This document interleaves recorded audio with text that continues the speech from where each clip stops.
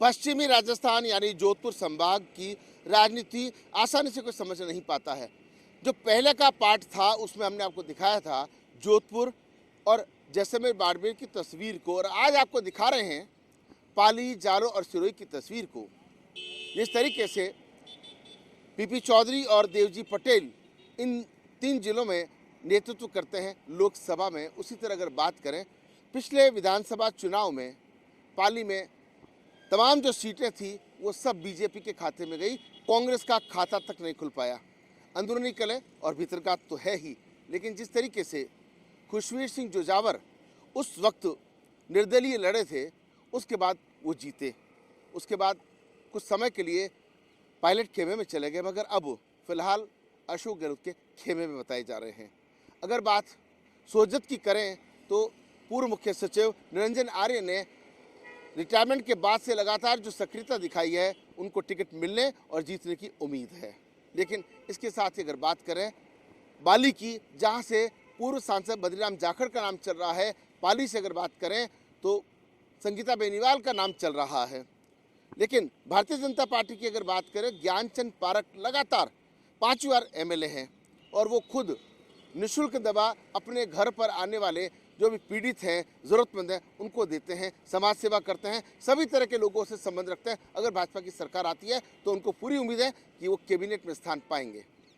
और अगर बात पाली के बाद जालोर की करें तो सांचौर में सुखराम बिश्नोई अकेले ऐसे व्यक्ति हैं जिन्होंने विजय हासिल की थी कांग्रेस की ओर से, और जो मेहनत की सांचौर को जिला बनवाने में, तो उनको पूरी उम्मीद है टिकट उनका पक्का है और अगली बार अगर कांग्रेस की सरकार आती है तो निश्चित रूप से कैबिनेट में वो स्थान पा सकेंगे। लेकिन इसके साथ ही अगर जो जालोर इलाके की दूसरी जो सीटें हैं उनकी अगर बातचीत करें तो कहीं ना कहीं कांग्रेस भीतरघात की शिकार एक बार फिर हो सकती है, एक बार फिर भाजपा का जो परचम है वो फहरा सकता है। और अगर इसके अलावा बात करें सीधे तौर पर सिरोही की राजनीति बड़ी दिलचस्प है। संयम लोढ़ा कांग्रेस से हुआ करते थे, मगर जब उनको टिकट नहीं मिला निर्दलीय ताल ठोकी और चुनाव जीतने के बाद में जिस बेबाकी से विधानसभा में आवाज़ उठाई, क्षेत्र का विकास कराया, और बाद में मुख्यमंत्री अशोक गहलोत ने जिस तरीके से उन्हें अपने सलाहकार के रूप में जिम्मेदारी सौंपी है, उसके बाद से वे और अधिक सक्रिय हैं। तो सिरोही में इस बार उनका टिकट पक्का माना जा रहा है। लेकिन अगर सिरोही में जिस तरीके से दूसरे कांग्रेस नेताओं की बात करें तो कहीं न कहीं उनके मुंह में भी इस बार विधायक बनने के लिए लालच टपक रहा है।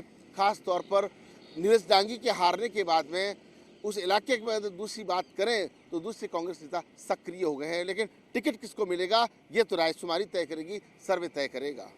अगर बात ओवरऑल पाली के सांसद क्षेत्र की करें तो पीपी चौधरी ने सरकारी योजनाओं को भले ही वहां पर लागू कराने की कोशिश की हो, मगर एक 300 करोड़ रुपए का जो रेल का प्रोजेक्ट है वो रेल मंत्री अश्विनी वैष्णव का दावा है कि वो लाए हैं, पीपी चौधरी अपने खाते में उसको डाल रहे हैं।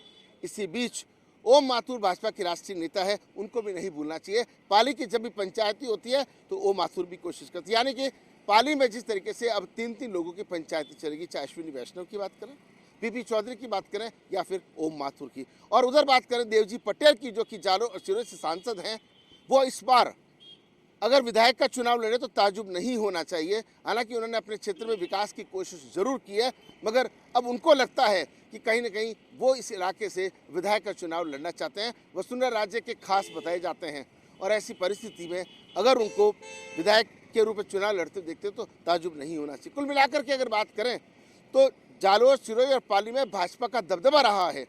कांग्रेस को इन तीनों जिलों में एक सीट का मिलना तो कहीं ना कहीं चिंता की बात तो है ही है। आगे आने वाले चुनाव में अगर पार्टी ने उस सर्वे के आधार पर जो जीतने वाले को टिकट नहीं दिया तो हालात पहले जैसे हो सकते हैं। सोमन सिंह गहलोत के साथ Rajeev Gaur, First India News, Jodhpur.